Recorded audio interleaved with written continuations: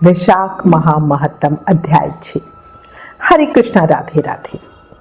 वैशाख महीने में संगम तट या किसी धर्म स्थल पर स्नान, दान और पूजा पाठ से जन्मों के पाप मिट जाते हैं। इस मास में किए गए किसी भी कर्म का फल हमें कई गुना होकर मिलता है। अच्छे कर्म करेंगे तो उसका भी कई गुना होकर मिलेगा और बुरे कर्म करेंगे तो उसका भी कई गुना होकर मिलेगा। इसलिए कुछ भी हो जाए, गलती से भी कोई बुरे कर्म मत करो और ज्यादा से ज्यादा अच्छे कर्म करने की कोशिश करो। शास्त्रों में लिखा गया है कि वैशाख के महीने में जो भगवान श्री मधुसूदन का पूजन करता है, उनके द्वारा पूरे 1 वर्ष तक श्री माधव की पूजा हो जाती है। इसलिए प्रेम, मन और भाव से पूजा करें। अब श्री गणेश जी महाराज और अपने गुरुदेव को याद करते हुए वैशाख महत्तम का अध्याय 6 सुनते हैं। मूसक वाहन सजते एक दंत भगवान, नमन करूं गणदेव जी, आओ बुद्धि निधान। बोलो गणेश जी महाराज की जय। गुरु की कृपा हो शिष्य पर, पूर्ण हो सब काम, गुरु की सेवा करत ही मिले ब्रह्म का धाम। बोलो गुरुदेव महाराज की जय। कल वैशाख महामहत्तम के अध्याय 5 में श्री मुनि शर्मा द्वारा वर्णित पाप प्रशमन स्तोत्र को हमने सुना। वैशाख माह में इस पावन स्तोत्र के सुनने मात्र से मनुष्य के सभी पापों का अंत होता है। अब आज इस अध्याय 6 में वैशाख मास में स्नान, तर्पण और श्री माधव के पूजन की विधि और महिमा को सुनेंगे। शुरू करते हैं।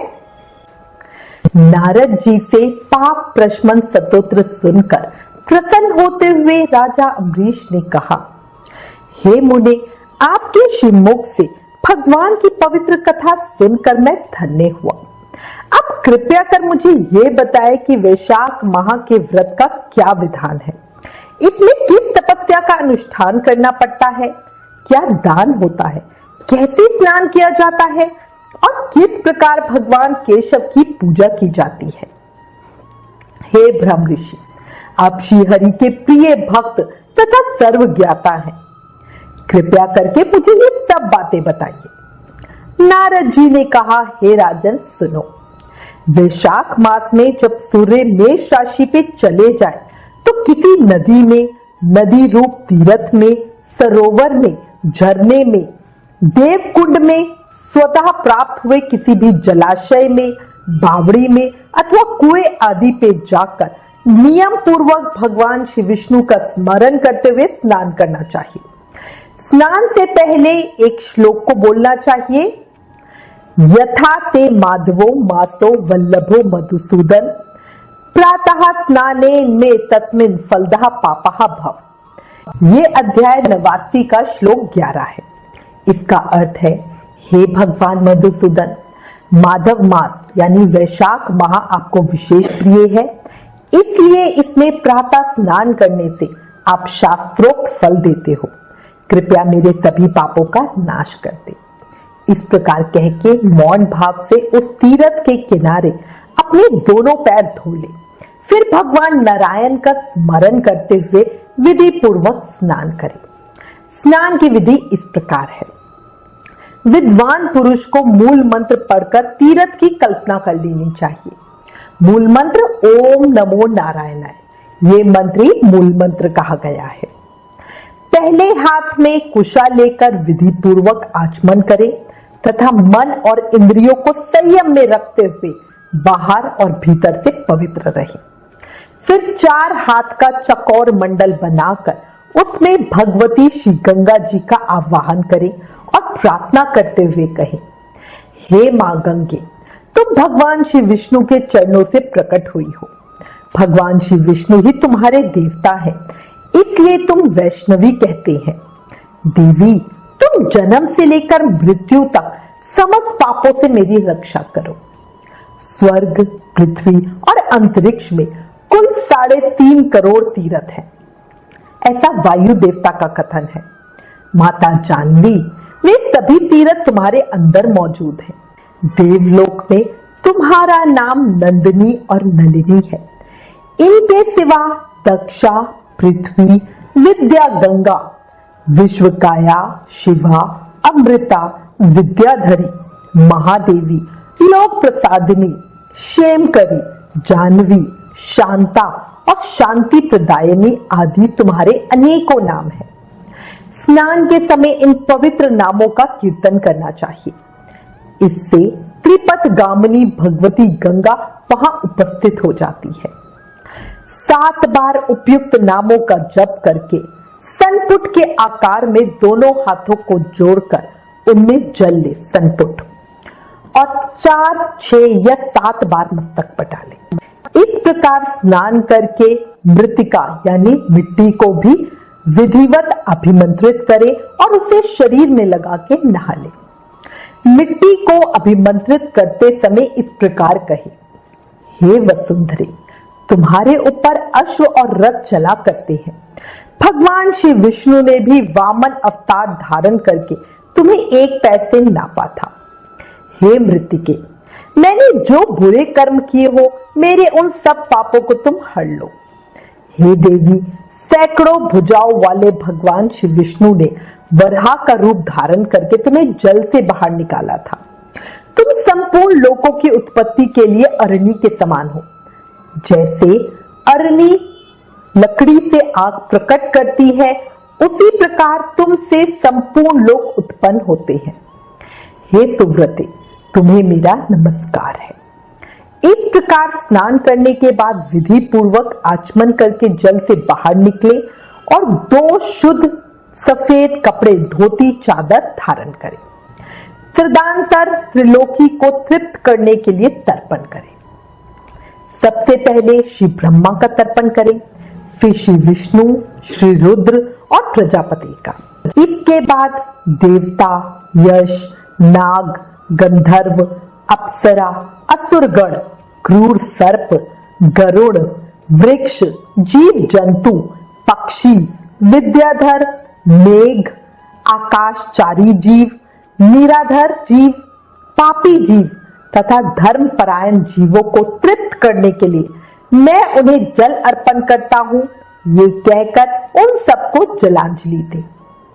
देवताओं का तर्पण करते समय यज्ञोपवीत को बाएं कंधे पे डाले रहे।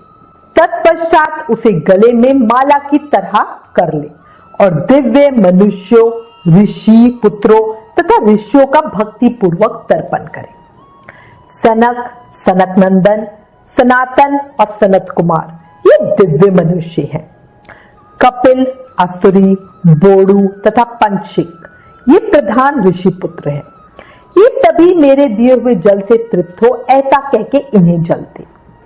इसी प्रकार मरीचि, अत्रि, अंगिरा, पुलस्त्य, पुलहा, क्रतु, प्रचेता, वशिष्ठ, नारद तथा अनन्य देव ऋषियों और ब्रह्म ऋषियों का अक्षय सहित जल के द्वारा तर्पण करें। इस प्रकार ऋषि तर्पण करने के बाद यज्ञोपवीत को दाएं कंधे पे करके बाएं घुटने को पृथ्वी पर टेक कर बैठे।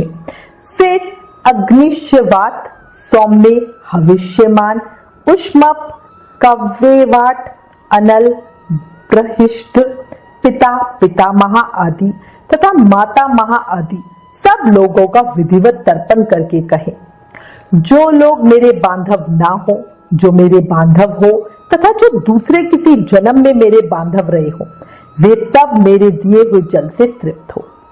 उनके सिवा और कोई जो भी प्राणी मुझसे जल की अभिलाषा रखते हैं वो भी तृप्ति लाभ करे। यूं कहकर उनकी तृप्ति के उद्देश्य से जल गिराना चाहिए। इसके बाद विधि पूर्वक आचमन करके अपने आगे कमल की आकृति बनावे और सूर्य देव के नामों का उच्चारण करते हुए अक्षत, फूल, लाल चंदन और जल के द्वारा उन्हें यत्न पूर्वक अर्घ दे।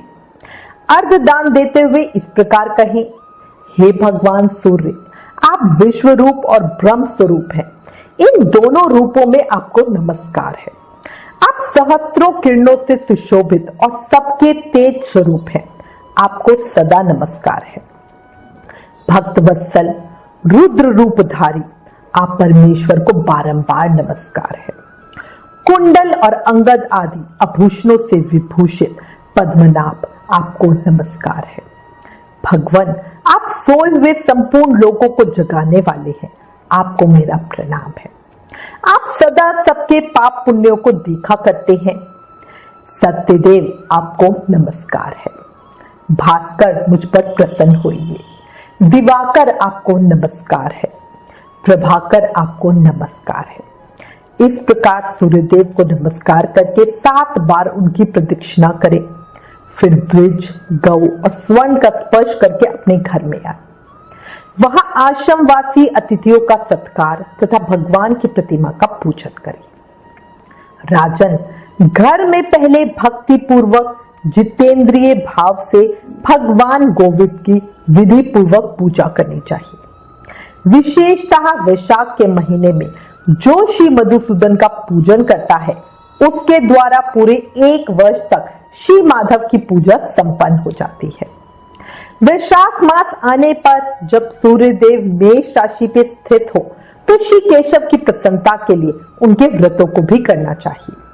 अपनी इच्छा की सिद्धि के लिए अन्न, जल, शक्कर, दुधारू गाय तथा तिल आदि का दान करना चाहिए। इन कार्यों में धन की कंजूसी उचित नहीं है। जो पूरे वैशाख महीने में प्रतिदिन सवेरे स्नान करता है, जितेंद्रिय भाव से रहता है, भगवान के नाम जपता और हविष्य भोजन करता है, वह सब पापों से मुक्त हो जाता है। जो वैशाख मास में आलस से त्याग कर एक भुक्त यानी 24 घंटे में एक बार भोजन करता है, नक्त व्रत मतलब केवल रात में एक बार भोजन करता है, अथवा अयचित व्रत मतलब बिना मांगे मिले हुए अन्न का एक समय भोजन करता है, वो अपनी संपूर्ण अभिष्ट वस्तुओं को, जो भी चीजें वो चाहता है, उनको प्राप्त कर लेता है। वैशाख मास में प्रतिदिन 2 बार गांव से बाहर नदी के जल में स्नान करना, हविष्य खाकर रहना, ब्रह्मचार्य का पालन करना, भूमि पे सोना, नियम पूर्वक रहना, व्रत, दान, जप, होम और भगवान मधुसूदन का पूजन करना। ये नियम 1000 जन्मों के भयंकर पापों को भी हर लेता है। जैसे भगवान माधव ध्यान करने पर सारे पाप नष्ट कर देते हैं, उसी प्रकार नियम पूर्वक किया हुआ माधव मास का स्नान भी समस्त पापों को दूर कर देता है। वैशाख मास महत्तम अध्याय 6 संपूर्ण।